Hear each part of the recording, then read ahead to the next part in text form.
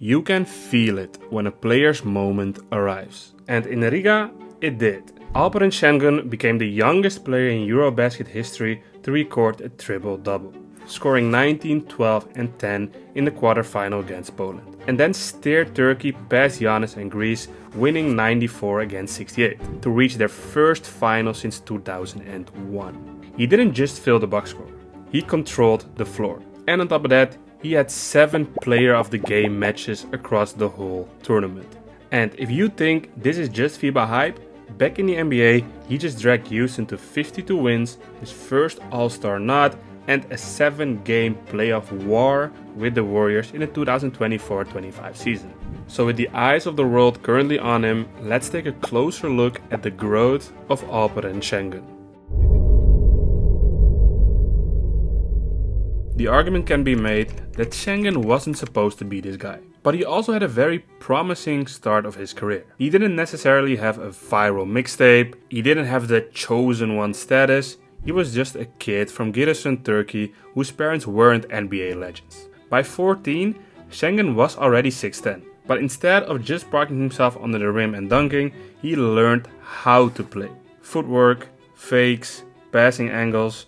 At 18, he was the Turkish League MVP for Besiktas. MVP at 18 years old. That's not normal. Like I said, that's already the start of a promising career. And that start led to the draft night of 2021. With the 16th pick in the 2021 NBA Draft, the Oklahoma City Thunder select Alperen Şengün from Giresun, Turkey. OKC takes him as the 16th pick, but trades him instantly. Houston pays with 2 future first picks. That's not a gamble, that's a franchise saying, we want to build with you. And year 1, the box score was okay. 9 points, 5 boards. But the actual plays was the important part. Elbow touches, behind the head passes, no-look dimes to guys who didn't even realize they were open yet. By year 2, he's already at 15, 9 and 4. And by year 3, he's at 21, 9 and 5. And just like the numbers slowly going up, slowly you began to hear people whispering, wait, are we looking at a baby Jokic? But then came March 2024.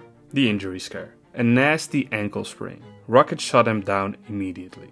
And the skeptics crawled back out saying, see, you can't really build around him. But Houston's response was a 5-year, $185 million extension, showing a clear sign that Şengün was part of Houston's future.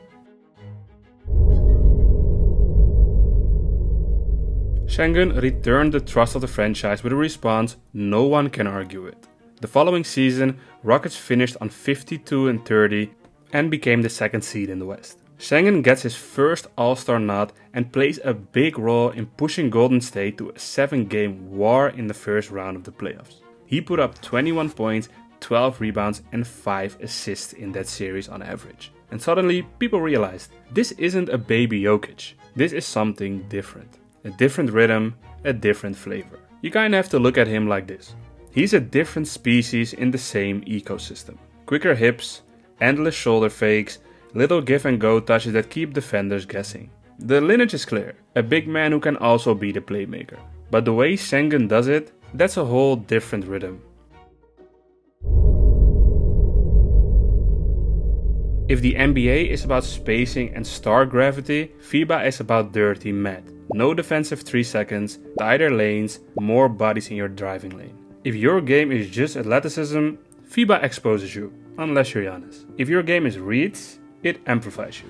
This summer, Şengün took the same toolkit to EuroBasket and it worked again. In the quarterfinal against Poland, he became the youngest player to get a triple-double in the EuroBasket history. In the semifinal against Greece, he dropped 15, 12 and 6 in a 94-68 cruise to the final, against a team with Giannis on it. Controlling the Turkish play, different whistle, different spacing, same control. At 23, he's not just holding his own internationally, he is leading. And then came the final. And it looked like Alpi might snatch the whole thing. Turkey led 46 against 40 at halftime, and Şengün kept answering every German run. 28 points. inside footwork, out of the post playmaking, and late touches that kept the game in a single possession window. But in the last 75 seconds, Dennis Schroeder took it. A layup for the lead, pull-up dagger, and free throws after a potential Şengün game tying 3 rimmed out. Germany 88 against 83. Şengün walks off with silver and a spot on the All-Star 5. And the way he performed for Turkey this EuroBasket says he will be back. Of course, he's not flawless. His 3-ball is still shaky.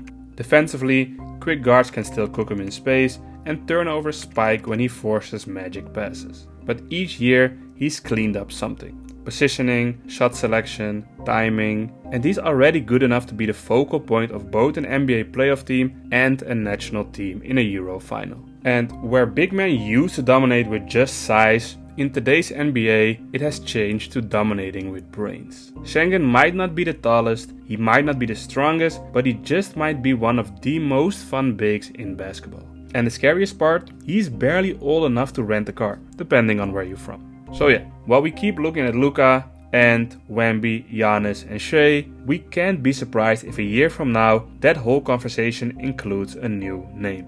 Alperen Şengün. And is he on that level yet? Of course not. But his growth is special to watch. And with the Rockets having a seriously good roster this year, his growth can spike a lot. I appreciate y'all for watching. Let me know in the comments what you think of Alperen Şengün's performance in both the NBA and the EuroBasket. Do you think that the Rockets have a good chance of winning a ring this year or not? Let me know down below. Appreciate y'all for watching, and if you like this video, check out this video right here.